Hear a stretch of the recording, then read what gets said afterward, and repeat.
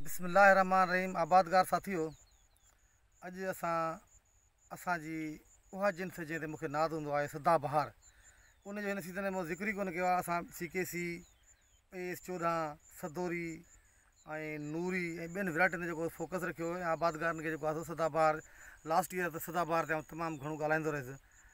सदाबहार जहिड़ो नालो आहे ओड़ी जिन्स आहे ऐं हिन वक़्तु दावा कयां थो त सदाबहार खे हणी का जिन्स मारींदी। बाक़ी सदाबहार मां जान छॾणु ॾुखियो आहे, भले CKC 3 हुजे या खणी ॿियूं वैराइटियूं हुजनि।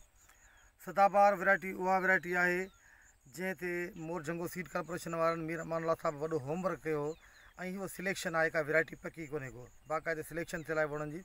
अच्छा, हिन वैराइटी जे बारे में तव्हांखे ॿुधाईंदो हलां त जिते तव्हां जूं ज़मीनूं इंतिहाई कलर आहिनि, का शइ ॼमे कोन्हदी, उते बि हीअ ॼमी वेंदी आहे। हिन जो ॼम कुदरती तौर ते बि अहिड़ो आहे जो सम्झो त 95% खां मथे हूंदो आहे। असां वटि जेके बि ज़मीनूं बेकार हूंदियूं आहिनि, बंजर ज़मीनूं, कलर ज़मीनूं या पाणी जी खोट आहे, नथियूं ॼमनि जिते वण ॿिया, उते सदाबहार खे लॻाए वेंदो आहे ऐं सदाबहार जी रिज़ल्ट जेका आहे सा ज़बरदस्त ईंदी आहे ऐं हिन में वज़नी फुटी थींदी आहे।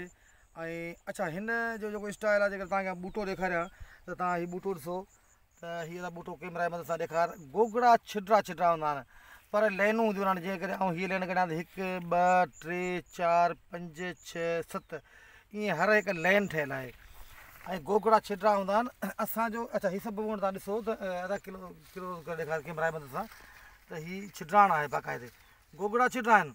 पर हिन जी जेका लड़ थिए थी, हीअ माना ब्रांची वैराइटी फुल आहे। हिन में माना गोगड़ा छिटा त न पर घणा आहिनि ऐं उन करे तव्हां ॾिठो हूंदो हिन वक़्तु जेके बि दोस्त आबादगार मुंहिंजी वीडियो ॾिसणु चाहिनि पिया त अॼु मुंहिंजे तारीख़ 20 तारीख़ आहे या 19 जून जी, त उन ते सभिनी पासे तव्हां ॾिठो हूंदो त मुखड़ियूं वणनि में सुकी ऐं चुंबड़ी वियूं आहिनि, पर हिन में हूंदी का हिकु अधु, न त हरू भरू तव्हांखे नज़र का सुकल या चुंबड़ियल नज़र न ईंदी।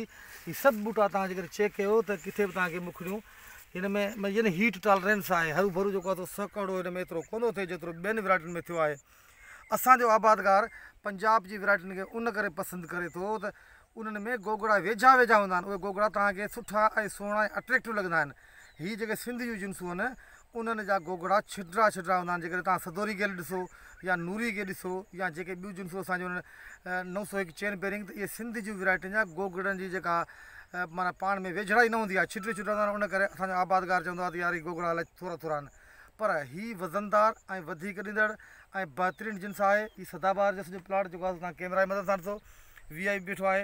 इंशाअल्लाह ताला मुंहिंजी उमेदु आहे त जेका आहे हीअ जिन्स सभई जेके मूं वटि जिन्सूं भलियूं निकिरनि सभिनी जो मुक़ाबिलो कंदी ऐं बहितरीनु परफॉर्म ॾींदी। आबादगार दोस्तो, तव्हांजी वॾी महिरबानी।